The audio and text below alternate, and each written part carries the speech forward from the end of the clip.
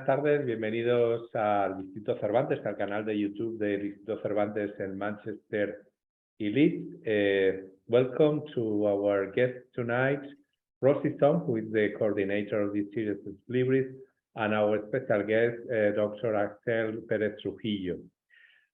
You might know, some of you who are following this series, with its Libris, we try to bring or to launch some of the books which are published about the Hispanic studies in very different fields. Tonight we will be focused on literature, but we have been going through gastronomy, cinema, many different aspects, because the idea of this series is to show the great variety of the Hispanic studies and to launch those books which have been published in the last year or 2 years. This is the 5th event of the year, the last one of 2022, and due to the great success, we hope that we will continue with some more book launch in 2023. Let me to introduce first of all the Professor Rosi, who is the coordinator, has been coordinating this series from the very beginning, 2021. She's professor of and deputy head of the School of Modern Languages and Culture in Durham University, and she has been working with contemporary Spanish culture, film, and literature. Some of her publications are, among others, Lost in Transition, Constructing Memory in Contemporary Spain, A Taste of Barcelona, The History of Catalan Cooking and Eating as co-author with Ana Riera. Also, Trace of Contamination, Unearthing the Francoist Legacy in Contemporary Spanish Discourse, and Towards a Cultural Archive of La Movida as co-editor. Lately, we have also been very happy to present one of the projects about Gaspar Casado in St. Anne Church in Manchester, but also in other places, also in Durham, which has been a great success. And this is one of the topics on which Professor Rosi is working at the moment, to recover the memory and the works of Gaspar Casado, this great Spanish composer. And tonight, our special guest is Dr. Axel Pérez Trujillo, who is assistant professor in Hispanic Studies at Durham University. He completed an undergraduate degree in philosophy at the Universidad Autónoma de Madrid. And in 2007, he went to study abroad at the Universidad Nacional Autónoma de Mexico, where he studied under Enrique Dussel and Bolívar Echevarría, and also Adolfo Sánchez Vázquez. All these three thinkers have informed his work in Latin America from a post-colonial commitment. He completed 2 master's degrees at the Universidad Autónoma de Madrid in philosophical argumentation and also in Iberian American thought, before earning his doctorate in Spanish and Latin American studies at the University of Alberta in 2018. He was the recipient of the prestigious award Isaac Gillan Predatory award during his last 2 years of his doctoral research. This allowed him to continue to work in Brazil and Mexico, and his current interest and fields of research includes energy humanities in South America, Brazilian studies, Ecocriticism, and digital humanities. Today, we will launch in this platform in Cervantes the book of Dr. Axel Trujillo, The Plains of Latin American Ecocritical Studies, a book on which, with a very innovative approach, he goes through the readings of canonical literary texts from the 19th century to the present day, tracing some of the Latin America's natural landscapes across national borders. This book develops a new transnational understanding of Hispanic culture in South America and also expands the scope of the contemporary environmental humanities. So all related to the subject of the field of research of Dr. Axel Pérez Trujillo. Let me to remind you before I pass the floor to Professor Rosi that we will have at the end of the debate like 10 to 15 minutes, which you can make your comments or questions through our chat. And muchísimas gracias a Axel and Rosi por estar aquí y le paso la palabra a Rosi. Thank you. Muy bien, gracias, Pedro Osorio. Thank you so much again, Instituto Cervantes Manchester Leeds, for hosting Ex Libris and our last book for 2022. And thank you so much to my junior and young and brilliant colleague, Axel Pérez Trujillo, who actually works with me at Durham University. And it gives me such pleasure to be able to host him in this series. I've been looking to find a moment to talk with him about his book, and instead of grabbing him on the hallways of Albert Riverside, I decided that this might be a better platform. So thank you so much, Axel, for being here with us this afternoon. Yeah, thank you for having me. Yeah, it's a pleasure. It's a pleasure to be here. All right, so let's start the conversation with some definitions. Pedro Osorio already gave the title. This is the book is Imagining the Plains of Latin America, an ecocritical study, and clearly it is charting new territories, although very, very popular at this moment. So I suggest we start a conversation this afternoon with some definitions or explanations about the terms that you use in this project. And let's start with the term ecocriticism.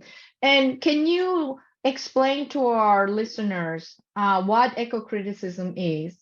And perhaps also suggest what you think, having finished your project of this book, what it expects to achieve. So ecocriticism is it's a field of critical research that's already scholars that historicize ecocriticism are talking now about the third wave, right? So there's been quite a few waves, but the initial wave or the initial interest in ecocriticism was an attempt to read nature in texts. Literary analysis tends to focus a lot on the constructed nature of meaning, right? Mm-hmm. And it was one of the first scholars to start thinking about nature in text and how we would read nature in text was Lawrence Buell and his very important text reading Thoreau through the ecocritical sense and the idea of the environmental imaginary, right? Mm-hmm. So that I think that's one of the central tenets. I mean, it's quite a varied field of research, but the idea is to try and take a text, which is basically words on a page, and try to leverage from a text that's a human product, how nature is portrayed, right? And how we imagine nature. Because in many ways, how we imagine nature, and this is something that I try to argue in my book, how we imagine nature has implications or consequences on how we interact with nature, how we get to know nature, and the politics of nature, right? So essentially, an ecocritical focus or an ecocritical analysis of texts focuses primarily on reading nature and focusing on our different environmental imaginaries of nature and how they present themselves in literary texts. And in your project, actually, what this means is that you start thinking about geographical spaces in the continent that we identify as Latin America. And I think that the point that you're trying to make here is that we have to pay attention to the way these spaces are narrated or imagined, actually, right? How they are articulated for that moment. So why the plains, the Pampas, el Altiplano, the Pantanal, and so on. And I was struck by this perspective as well, because you go beyond national or linguistic borders. You really truly engage in this exercise of thinking about geographical spaces through their natural boundaries rather than sort of artificial ones that are created through history. So why is this geographic space in the case of Latin America very important for you to examine and to bring our attention to them? So during my research, one thing that I began to notice was that, I started reading Argentinian literature and thinking, okay, well, how are the plains depicted in Argentina? And obviously the Pampas are a very important category, right? But then as I started reading more of the canon, and as I started to expand my readings, not only beyond Argentina, beyond South America, but also, beyond Latin America and also in North America, I started to realize that there was a recurrent setting in all these canonical texts, right? Whether I was reading James Fenimore Cooper, whether I was reading literatures of the Canadian prairies, whether it be the Pampas, whether it be the Brazilian Sertão, whether it be the Altiplanos, it seemed to be that many of these canonical texts were focusing in a single setting, and that we were missing, the significance of this specific setting, this specific geography or biome, because we tend to fracture in Latin American literature into national literatures, right? So we don't establish a dialogue in the different ways that the same setting is portrayed. And I remember reading one of Pablo Neruda's poems in Canto General, and it begins by talking about Las Pampas Planetarias. And I said to myself, that is a defining setting in all these canonical texts. So what would happen if we start to reframe how we understand Latin American literature, trying to not only just build a transnational, but forgetting about national boundaries and different languages, and start to think about those different biomes. And so it was very interesting. I started to bring about a certain repetitive tropes that appeared in that. And going back to what you commented on, how I do away with these lines, these borders. So I remember one of the comments that I received from during the defense of my doctorate was from a professor in English department, and he had no knowledge of these canonical texts. And I remember at the end of the defense, he said, "This is great research, and it's funny that I didn't, after reading and discussing with you, the plains in Latin America, I don't really get a sense of the narratives, the national narratives in these texts." And I said, that's precisely the point. And this is one of the things that eco-criticism does. It marginalizes some of the temporal aspects or contextual to focus on place. And what kind of an image do we get? What kind of a representation of Latin American literature would we get if we focus on the plains, right? And we get a radically different perspective, because we see all the commonalities in all these literary texts.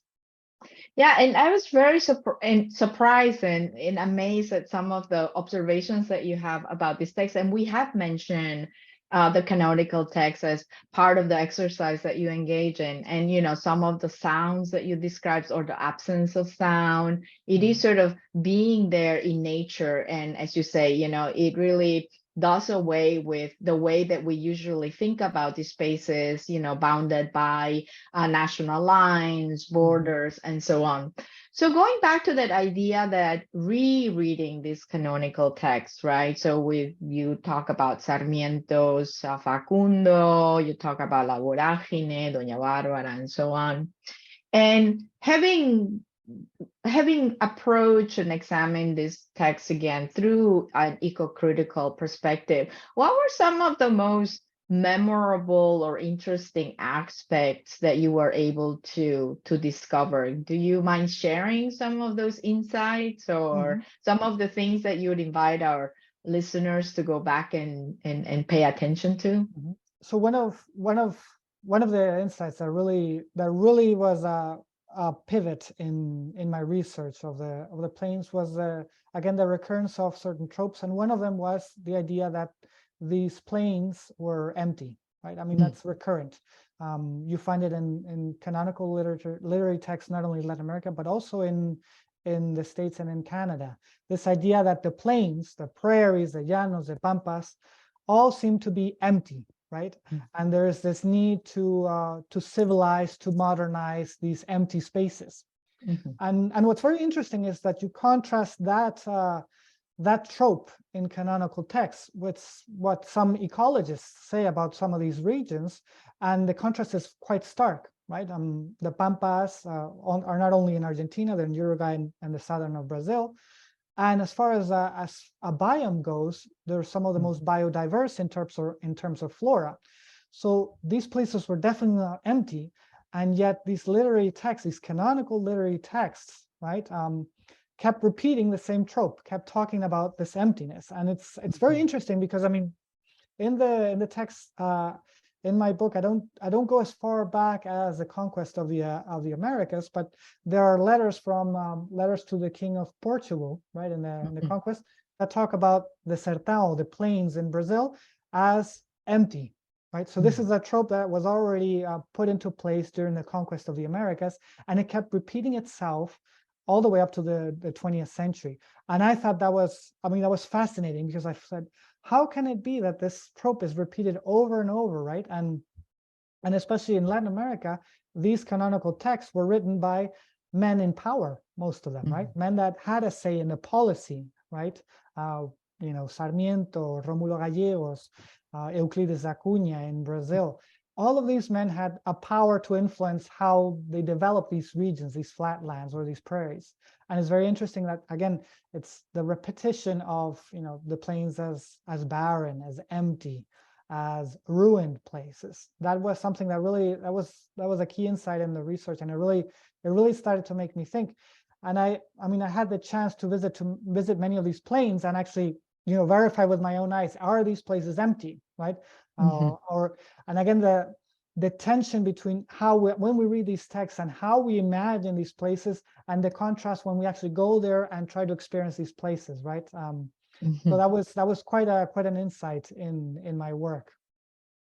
Yeah, and I'm thinking that perhaps, as you say, these are areas that are so rich in biome, and for scientists, these are the wealth basically of our planet, yet in discursively speaking is not what these men expect to see or they like to see, right? So perhaps thinking a little bit more about what is then those spaces supposed to be filled with, perhaps. And I was thinking about your comment from the letters about the Sertão, but is that sort of like a difference from those early letters from the Diarios de Colón, for example, when he actually engages in a lot of observations about what is here? He doesn't know, but I'm sure that they will be good for something, right? So there is this accounting taxonomy already happening, yet at this moment where you are paying attention to, it seems that suddenly is this emptiness, but is emptiness for what? So how would you sort of explain sort of the programmatic approach to their absence?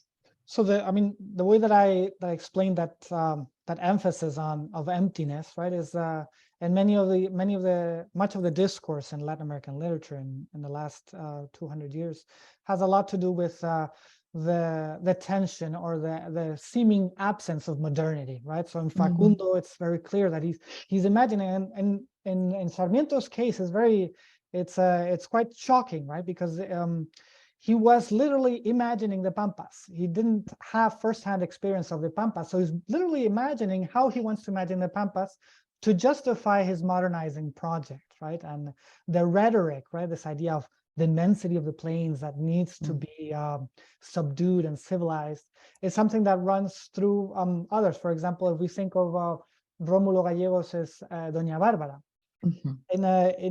in a nutshell, Doña Bárbara is a narrative of land ownership, right? An attorney, a lawyer from the city goes to the countryside and tries to set boundaries, right? Tries to cultivate, right? the land, the countryside, the llanos, right? So it's Mhm. always about this idea of introducing modernity into Latin America, and the plains become this scenario on which this idea of modernizing Latin America becomes sort of the battleground, right? And quite Mhm, literally, I mean, mhm. I start the book with a reference to one of the big books of Brazilian literature, O Continente by Érico Veríssimo, which is Mhm. basically just a narrative of the battlegrounds in the southern Brazil, in the Pampas there, Mhm. as a battleground for creating the modern nation state, right? So Right. these empty plains become battlegrounds, discursive battlegrounds and literal battlegrounds for consolidating a modern nation state in Latin America, and as far as the discursive element of it. Yeah. One would wonder then how modernity is supposed to fill these places. Is that with people? Is that with buildings? Is that, what do you think that they're trying to fill it with? So initially, I mean, we would talk about transportation, railways, Mm. industry, right? The idea of creating industry. And then as we progress right into the 20th century and into the 21st century, it's been interesting because the hinge now, or the transition, is now to think of these places as the spaces of cultivation, right? So for Okay. example, in Argentina, the idea of soy monoculture, right? And the extensive soy monoculture, which is also present in Brazil, right? So all of a sudden, these empty places need to be another modernizing word, right? They need to be productive. They need to produce something Mhm. of value to society, and really they become the granaries of the planet, right? So many of the food stuff gets cultivated extensively in many of these plains, and so that's what we fill it up with, things that are useful for civilization, for modernity, for this new progressive understanding of modernity in Latin America and the world over. And in the book, towards the end, I analyzed one of the reports on grasslands, right? So Mhm. global reports on grasslands. That's very interesting, and again, it fits into this rhetoric of the empty lands, right? So the report on grasslands, which is, a survey by geographers, ecologists, and entrepreneurs as well, on the state of grasslands. And basically, the initial paragraphs talk about the need, the economic gains of prairies and plains regions in terms of producing the food for the rest of the planet. But again, that's still a utilitarian view of the plains that, goes back all the way to Sarmiento and Facundo. Right. And one of the things that you actually observe, and I found that really striking and important to emphasize, is that as these narratives empty the space, they are also engaging in a displacement of knowledge, right? So these are barren places, and as they are portrayed as such, it seems that all human traces as well has been erased. So can you talk about how you identify, or how can you recognize or recover some of this displaced knowledge? So one way to recover that displaced knowledge is to focus on local knowledges, right? How in one of the chapters I talk about the importance of naming, right? Yes. When this mechanism of effacing other knowledges and establishing this idea of emptiness as a vacant, right? As terra nullius, as the plains, is to focus on the actual names of local places that local communities give to the flora and fauna. And it's very interesting because there's that tension, right? There's this tension between these canonical texts trying to describe the plains as if, oh, there's some trees, but it's really what's most important is the horizon and the sun, the sundown, the sunrise, but there really is nothing there. And then these other types of knowledges in which the focus, right? Indigenous communities that focus on naming things in the plains, right? And I think that's very interesting because that gives, again, it's a discursive battle for knowledge, right? One in which you say there's nothing, so don't even bother trying to name things because there's nothing in these environments. And another local knowledge is that really pay very much emphasize quite a bit the role of you have to name things to know them, right? Right. And I think that's one way, but another way is to pay attention to local communities and how indigenous communities are actually describing these places, right? The Pantanal is one place that's very interesting, right? Right. The poets, the canonical poets see that as this empty land.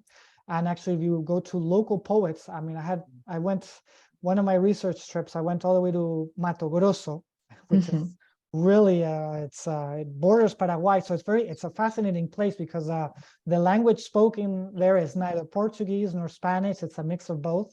But and I got a chance to read some of the regional writers in those areas, and really the lexical richness of when they describe the plains is incredible because they don't really focus on the horizon, or they don't focus on those overarching perspectives, but really on, well, actually you have to name this plant, that plant, this tree, and this tree has one name on this side, and this time it has a different name. So really, I mean, I had a fun time trying to decipher all the different names that are given to these things. And I said, that's a source of knowledge that's completely effaced, completely marginalized by these overarching continentalist tropes.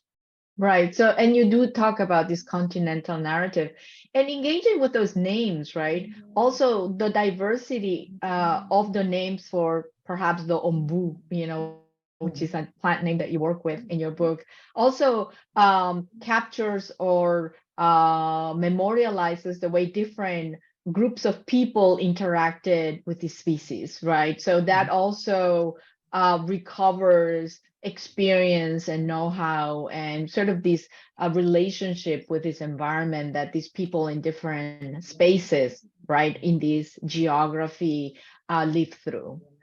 Exactly, right? I mean, and I think once you pinpoint the names of these different species, right, and you really focus not only on the etymology of the word, but also on the significance that that specific plant or tree has in those local communities, you get a much richer perspective. And I think that's one of the things that in the book I try, right?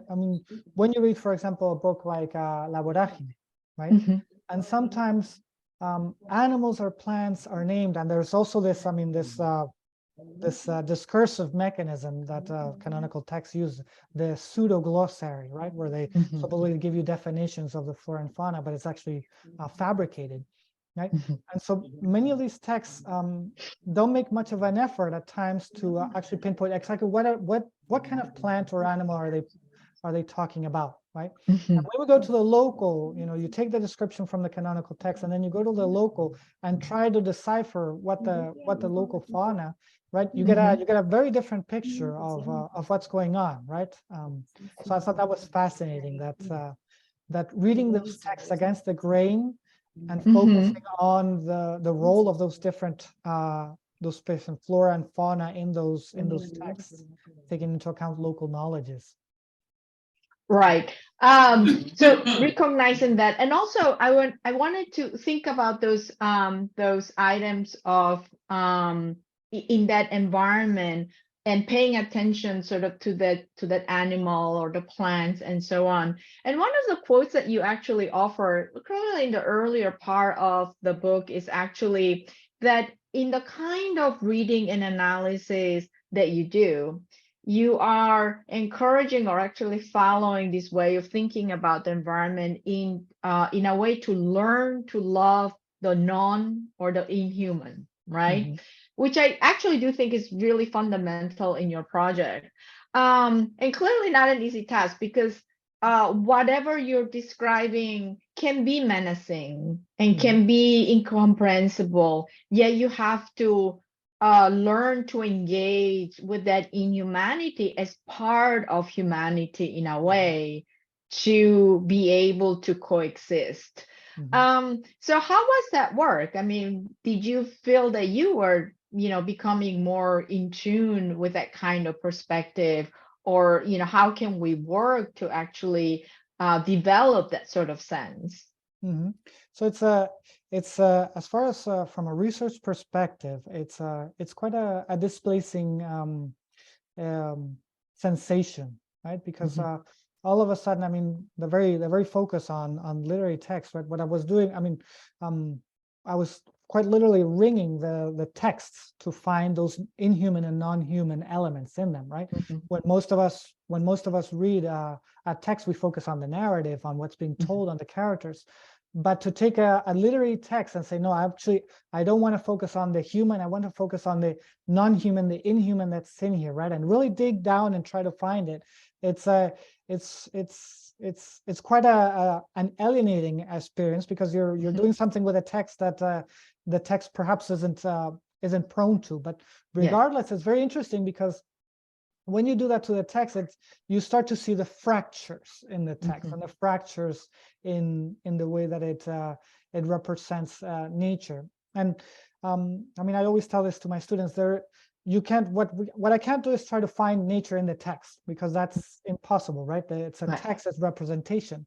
But there are certain fractures in how we represent nature that demonstrate that that separation between us and them, right, or the human and the non-human, is not as the partition is not as clean cut as that, right? And when we start really looking in there for the non-human, you start to realize, I mean, well, the poet Manuel de Barros is very interesting, because really his poems are almost nonsensical, and it's very interesting, because if you try to make sense out of them, it's very hard, because it's almost like Zen Buddhism, right? You're supposed to read it and then become overwhelmed by these things, and then you come to realization.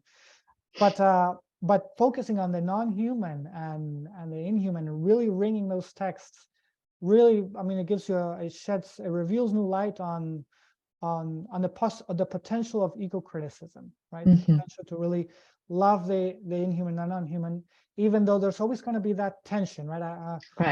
It's almost as the episode in Facundo, with in which Facundo has to flee from the tiger, right? El Tigre de los Llanos, which is also it's a very interesting story, right? Because El Tigre de los Llanos, what's the tiger of los Llanos? Because there are no tigers in Latin America, so why is it called a tiger? And so there's this Orientalist focus. Oh, well, this is something very exotic, so it must be a tiger, but it's actually a puma, right? But that episode in which Facundo looks at the tiger or the puma and realizes his own vulnerability, that shared vulnerability. And I think that for me is an interesting moment in which we try to learn to love the inhuman, right? When we realize that we're both just as vulnerable, right? And those predatory ecologies are interested in leveraging that realization that we're not the alpha predators, but we're far more vulnerable than we think. Right. And actually, I was going to follow up with sort of that anthropomorph,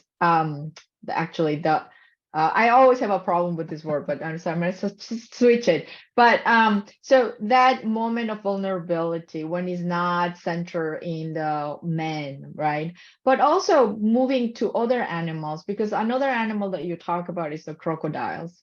And when you start talking about the crocodiles, they're scary. And then suddenly you say, but they're almost gone. They were everywhere. And they're basically almost close to extinction. But then you also engage in a discussion about this dangerous animal, also scarce animal now, and sort of this equation around the relationship between these predators, right, that are part of this chain, right? But also there are different levels of predation. I don't know if that could be a verb or a noun that we can use. But can you talk more about these predators or this predatory relationship that is not only about one species eating another or being threatened by the other? Because I think there is some some violence there, but also there's something very positive happening in that relationship as well. Yeah. So predatory relationships are interesting because they can be, again, portrayed as you said, as violent threats, hostile, right? And then there's this polemic, right, in which one side tries to win over the other. But they can also be seen as a very intimate link between the human and the non-human, and between other beings, right? If we take seriously the ecological idea of the mesh, of us, everything being interconnected, then predatory relations are part of those connections, part of what makes those connections, and they need not be conceived as negative, right? We tend to envision them, and even in natural, documentaries nowadays with David Attenborough, right, narrating the hunt for the gazelle, right? It's almost, we do anthropomorphize, right? We do see the feelings of the gazelle, the tragedy of being attacked and killed. But really, if we do away with that bias, what we have is the intimate connections between different beings that need to, they need each other to survive, whether it's a predatory in terms of ingestion, digestion, or whether it's just that we're all inevitably linked, right? And that's I think is a very interesting, and it's very challenging, but it's very interesting, right? Because it's a threat, but it's also vulnerability. It's also this dialectic that we're always in as living beings in the planet. Right, and you actually do mention the word that I wanted to get to, which is digestion, or indigestion. And I love the way that you actually discuss la vorágine, and you call attention to sort of this natural process, right? That is at the same time quite horrifying, but in your reading becomes part of nature as well, right? So why indigestion, or why digestion? Why do you think that's important to sort of put in context within that discussion about, human, non-human, sort of the predatory relationships and so on? Because it's very physical, actually, what you describe in that chapter, right? Or you discuss in that chapter. So part of the insight or the inspiration for talking about indigestion and digestion and ingestion in La Vorágine and other texts actually came from reading both Donna Haraway and Stacy Alaimo, two post-human ecofeminists. And there the focus of the body is very, very central, right? And I kept thinking about that because when we think about predatory relations, it always falls on this idea of the us versus them, right? But actually predatory relations have a lot to do with the bodily, right? A predator eats another being and ingests them, right? So so drawing attention to ingestion, indigestion, digestion makes us see that the predatory relations are also very bodily. It's very messy.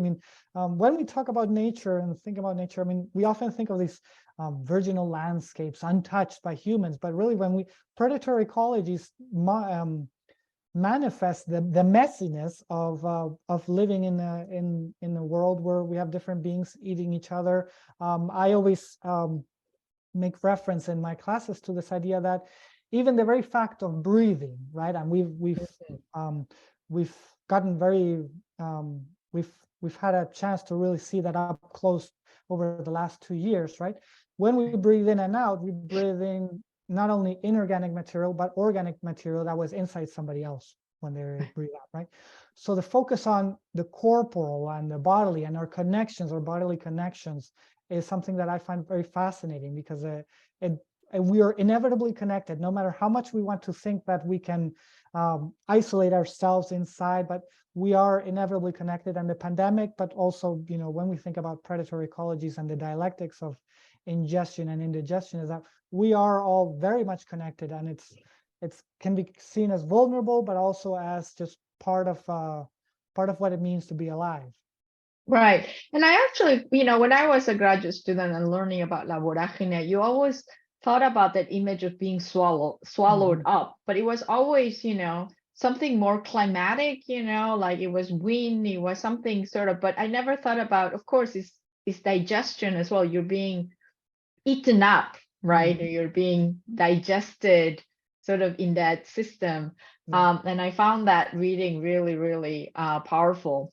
I'm going to give some time for our listeners to join in, perhaps with comments or questions. You can either unmute yourself or type in the chat box, and I'll give you time to join this conversation. I'm going to ask you one last question. So Axel, where does eco-criticism take you for your next project? What's next? So it's very interesting. It was our initial conversation prior to the meeting. We were talking about drought. And I think that was something that I was thinking in parallel when I was talking about the plains and researching the plains, was that many of these plains are also semi-arid, right? And so I kept thinking, well, why don't we focus on how these narratives of these different semi-arid regions are describing drought, right? So that's where my project is right now. I'm thinking of contemporary drought narratives and how in many of these plains regions, right, have been talking about and have been experiencing and engaging with drought for hundreds of years, right? And so what can we learn from these narratives? Right? This whether it's, because many of the narratives that I'm engaging with, right, have a lot to do with this stoic, this idea of drought being a cyclical, right, not being a something the end of the world discourse, but rather being something cyclical and having to stoically withstand drought. So that's something that sort of naturally emerged from me talking about the plains, and, because many of these narratives also talked a lot about drought. So that's really what I'm focused in now, is this idea of drought narratives, and especially some places like in Paraguay and Bolivia that really have some very powerful narratives on drought. So I want to start bringing those sorts of narratives, right, sort of to counter canonical literature, and what are those other voices and how have they been narrating and talking about drought and these extreme weather patterns. Right. So I would like to invite people to join in, but I don't see anyone so far. So I'm going to give them some time. Please use the chat box again or unmute yourselves, and I'll give you the floor. But just continuing that conversation about drought, which I find it very fascinating. So the drought also is something but it's not only about scarcity of water, right? Because water comes and goes as well. And it seems, I like the fact that you think that you just mentioned that it's sort of a stoic situation that you have to survive it, right? But that's with the idea that it will pass. So what happens when it no longer passes? Like, what kind of situation are we talking about? And when does that come? Not a stoic, sort of cyclical, sort of we have to resist, but when does that become dystopic, I guess? Yeah. So and there are certain narratives that that depict that, portray that, right? That idea. Some are very about the stoicism of withstanding, but others, and this is a more dramatic and tragic narratives, is narratives of displacement, right? I mean, Brazil has a very rich tradition of these narratives of displacement due to drought, right? People that had to actually migrate hundreds of thousands of kilometers to maintain their livelihoods. And one thing that's very interesting in my analysis of these texts, these contemporary texts, is that usually when we talk about drought and extreme weather patterns, we think in abstract terms as affecting all of society. But many of these narratives emphasize how it affects those other voices, so specifically women, African communities in Brazil. And I thought that was very interesting, right? To reframe our discussions on drought and the effects of drought around those vulnerable communities and how those vulnerable communities engage, right? Whether it be with stoic sort of approaches or praxis, or whether this tragic moments of displacement, which there are quite a few, and they're very interesting actually. So right. I mean, I'm thinking about, for example, like even in Paraguay, when people get displaced and then they come to the river and then they're plagued by flooding, right? So that's the other side of that coin. Pedro Eusebio has a question. Pedro, please. Yes. Well, thank you very much, both, for this fantastic presentation. I would like to refer to Guimarães Rosa, when he analyzed the reality of the Sertão in Minas Gerais, a very specific region that is a very good example of a very drought area of Brazil, which is a very green country in general terms. We can say that because it's like a continent. That what would be, under your analysis, the connections with the vision of Guimarães Rosa with other Latin American writers? Because as far as I know, I am not an expert, but the vision from Brazil sometimes is not opposite to the Hispanic countries, but it's like there's an imaginative wall and they look inwards rather than looking at South America or Latin America as a whole continent. So through your analysis, what could be the connections of the literature and also the thoughts of Guimarães Rosa, very representative of this scope, with other regions of the neighboring countries? Yeah. So that's a very interesting question, and I had some very interesting conversations with experts in Mexico. So Guimarães Rosa is a unique example of Brazilian literature, because Guimarães Rosa himself was quite an international man. I mean, he spoke German quite fluently, and he was very well traveled. And so one possible connection between, I mean, speaking specifically of Guimarães Rosa, is that there was supposed to be, and it's not well documented, but specialists in Mexico talk about that the Guimarães Rosa and Juan Rulfo coincided for a conference in Mexico City early in the I think it was in 1950s. But it's not well documented, right? But they did coincide in the same conference, and I myself would wager that there is a dialogue going on between Juan Rulfo and Guimarães Rosa, especially when we focus on one short story that I do analyze in my book, which is Luina by Juan Rulfo and Páramo by Guimarães Rosa, right? So, I mean, Guimarães Rosa is well known for his Grandes Sertão Veredas, right? But he was extensive. I mean, his work is extensive, and he wrote many short stories.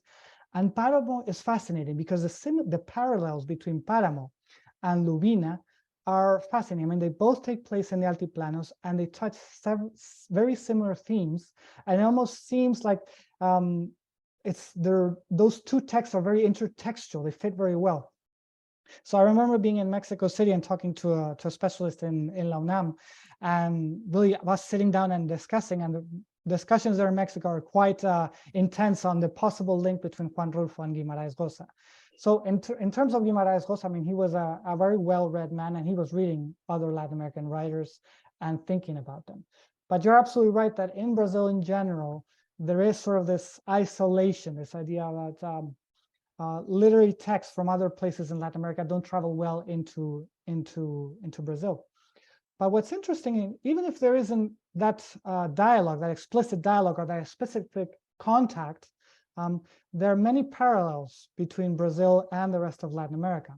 Domingo Sarmiento's Facundo is almost, it reads very well against Euclida de Acuña's Os Sertões, right? They're both thinking of modernizing the nation, and they're both thinking and portraying plains regions in Brazil and in Argentina very similarly, right? And I mean, there are other cases of dialogues, right? Intercultural dialogues. There's Quiroga and other Brazilian writers were actually had correspondence, right? So there isn't as much a dialogue between Brazilian writers and other Latin American writers as there are between other Latin American writers, right? Because but there is a dialogue there, and there are parallels that are very interesting, right? And unfortunately, again, going back to to the limitations of language. When we fracture Latin America into, oh, well, there's Hispanic Latin America, and then there's Brazil and Lusophone Americas, we miss the bigger picture that actually there are some engagements, there is some intercultural communication going on, and the tropes and the way that many of these canonical writers across languages are deployed portraying the plains is actually very similar. Thank you.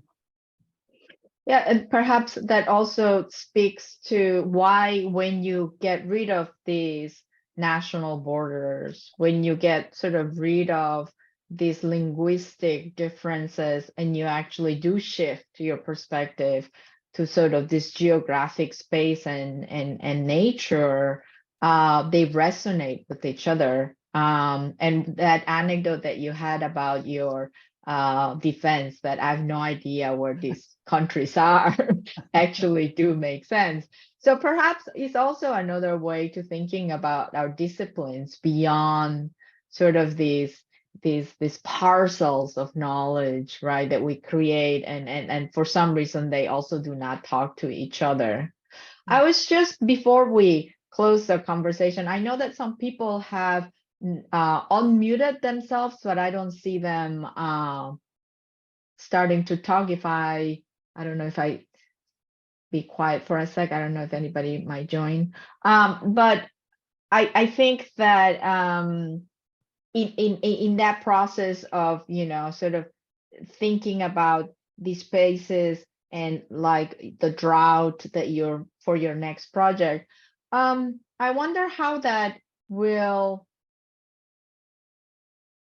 not contradict, but also how it sort of supplements sort of your last, you know, when you talk about in your epilogue of the book about the grasslands, and still seeing a sort of a potential, you know, basket or sort of source of future survival, while what you are actually tracing is actually the lack of that possibility.